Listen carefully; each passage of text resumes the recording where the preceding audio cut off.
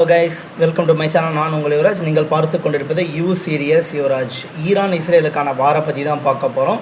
இதை சைலண்ட்டாக 3 நாடுகள் ஜெயிச்சிட்ருக்காங்க. அந்த நாடுகளை பற்றியும் நாம் பார்ப்போம்.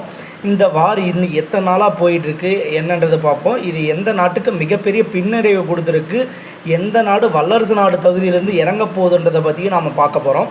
ஃபஸ்ட்டு ஈரான் இஸ்ரேலுக்கான வாரில் என்ன நடந்துகிட்ருக்கு, இப்போ இஸ்ரேலோட ஆதிக்கம் எப்படி இருக்குது, இஸ்ரேல் எப்படி அடிச்சிட்ருக்காங்க. கிட்டத்தட்ட 15 நாள் நடந்த இந்த போர் ஈரானை 15 வருடங்கள் பின்தங்கி போக வச்சிருக்கு. அந்த ஸ்டேட் ஆஃப் ஹார்மஸை ஒன்று ஓப்பன் பண்ணாதால் எண்ணெய் ஏற்றுமதியில் பலனடித்த 2 நாடுகள் யாருன்றதை பற்றி மட்டும் இப்போ டீட்டெயிலாக பார்ப்போம். ஃபஸ்ட்டு பலனடித்த முதல் நாடு பார்த்திங்கன்னா ரஷ்யா. என்ன காரணம்னு கேட்குறீங்களா? ரஷ்யாவினுடைய எண்ணெய்க்கு அமெரிக்கா போட்டிருந்த தடையை கம்ப்ளீட்டாக விலக்கியிருக்காங்க. மிடில் ஈஸ்ட்டுக்கு இவங்களோட எண்ணெயை இப்போ அனுப்புறதுக்கான ஒரு மிகப்பெரிய ஒரு இது வந்திருக்கு. இப்படியே போச்சுன்னா அமெரிக்கா உக்ரைனுக்கு கொடுத்துருந்த சப்போர்ட்டை எடுத்துகிட்டு எண்ணெயை அனுப்புறதுக்கான ஏற்பாடை உக்ரைனை ரஷ்யாவிலேருந்து வரதுக்கான ஏற்பாடையும் பண்ணுறதுக்கான வாய்ப்புகளும் இருக்கிறதுக்கான வாய்ப்புகள் இருக்குது.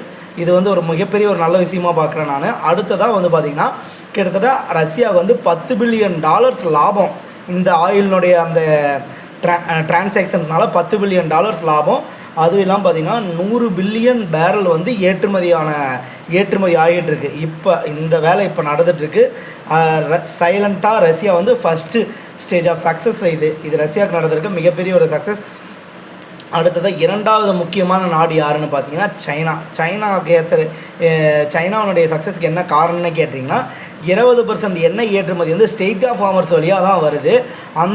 அந்த இதை சைனாவுடைய யுவானில் தான் இப்போ வர்த்தகம் பண்ணணுன்ற மாதிரி ஒரு நிலைமை இருக்குது. ஏன்னா பெட்ரோல் டாலரில் வர்த்தகம் பண்ணால் அமெரிக்காவுக்கு லாபம், இப்போ யுவானில் பண்ணுறப்ப அது சைனாவுக்கு தான் கம்ப்ளீட்டாக லாபம். பொருளாதார தடையை விதிக்க முடியாது. 15 நாள் இந்த யுத்தம் கிட்டத்தட்ட ஈரான் அமெரிக்கா யுத்தம் ஒரு மிகப்பெரிய அளவில் நடந்துகிட்ருக்கு. இஸ்ரேலுடைய சக்ஸஸ். அடுத்தது 3வது சக்ஸஸ் ஆகிருக்க நாடு பார்த்திங்கன்னா இஸ்ரேல். ஏன்னா இந்த தனியாக அடித்தோம்னா ஈரான் அடிக்க முடியாதுன்னு தெரிஞ்ச இஸ்ரேல் தன்னோட அமெரிக்காவை இணைத்துக்கிட்டாங்க. அமெரிக்காவை இணைத்துட்டதால் அவங்க பல நாடுகள், துபாய், சவுதி அரேபியா, கத்தார், இந்த மாதிரி நாட்டில் அவங்களுடைய ஆர்மி ஃபோர்ஸை ஃபிக்ஸ் பண்ணி வச்சுருந்தாங்க. 5th ஃப்ளீட்லேருந்து எல்லாத்தையுமே அங்கேருந்து இவங்க தாக்குதல் பண்ணியிருந்தாங்க. அது எல்லாமே ஈரானை மிகப்பெரிய அடித்து ஈரான் முழுமையாக பாதிக்கப்படுறதுக்கு இதுதான் மிகப்பெரிய காரணம். ஆனால் இஸ்ரேல் சைலண்ட்டாக சக்ஸஸ் பண்ணி மிகப்பெரிய அளவில் அவங்கள ஈரானை அடித்தது இல்லாமல் அவங்களுடைய சக்ஸஸுக்கு தேவையான எல்லாத்தையுமே பண்ணிக்கிட்டாங்க. இது என்னை பொறுத்த வரைக்கும் இஸ்ரேலுக்கு ஒரு மிகப்பெரிய